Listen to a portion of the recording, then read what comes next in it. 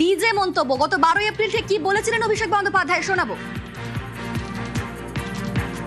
যারা বাংলাকে বঞ্চিত করেছেন, আমাদের লাইনে দাঁড় করিয়েছেন আর আমাদের বাংলাদেশি বলে দাগিয়ে দিয়েছেন, 4 তারিখে রবীন্দ্রসঙ্গীতের সাথে হালকা করে একটু ডিজেও বাজবে।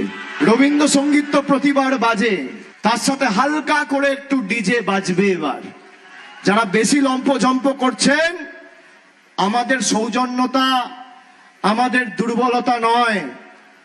আমাদের যদি ভেবে রাখেন যা ইচ্ছা তাই করবো আর তৃণমূল চুপ থাকবে, বাংলার মানুষ চুপ থাকবে, জবাবটা এমন ভাবে দিতে হবে, কড়ায় গন্ডায়।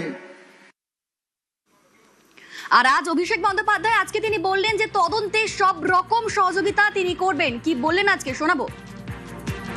আমার সামর্থ্য অনুযায়ী যেখানে যখন প্রয়োজন হয়েছে যে মামলায় ডাকুন। আর এখন সরকার পাল্টেছে, এরা বিভিন্ন ভাবে মামলায় আমাকে ট্যাগ করবে। যে মামলায় আজকে আমাকে নোটিশ দিতে এসছে, আমি বলেছি 4 তারিখের পর ডিজে বাজে। আমি প্রশ্ন করতে চাই যে আমি যদি সত্যি কোনো ভুল বলে থাকি, আমি এই স্টেটমেন্ট গুলো কবে করেছি? নির্বাচন চলাকালীন। নির্বাচন যখন চলছে, ল অ্যান্ড অর্ডার ইলেকশন কমিশনের আন্ডার, তাহলে তখন আমার বিরুদ্ধে এফআইআর হলো না কেন? আমি যদি ডিজে বাজানোর কথা বলে থাকি, দেশের স্বরাষ্ট্রমন্ত্রী বলেছেন তৃণমূলের লোকেদের উল্টো করে ঝুলিয়ে দিয়ে সোজা করে দেবো। জ্ঞানেশ কুমারকে যদি আমার এগেনস্টে অ্যাকশন নিতে হতো, তাহলে অমিত শাহর বিরুদ্ধেও অ্যাকশন নিতে হতো।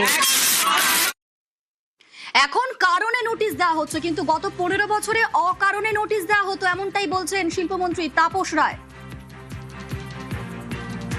নোটিশ তো দিতেই পারে, এ তো কারণে নোটিশ দিচ্ছে। গত 15 বছরে অকারণে কত নোটিশ খেয়েছে বিরোধীরা, বিজেপি কর্মীরা, নেতারা, তাদের বিরুদ্ধে কত কেস। তো সুতরাং এটা তো কারণে কোর্টে যাবে, গিয়ে কোর্টে বলবে। তদন্ত যে কারণে হচ্ছে, কোনোটাই তো কারোর অজানা নয় যে কি কারণে তদন্ত হচ্ছে।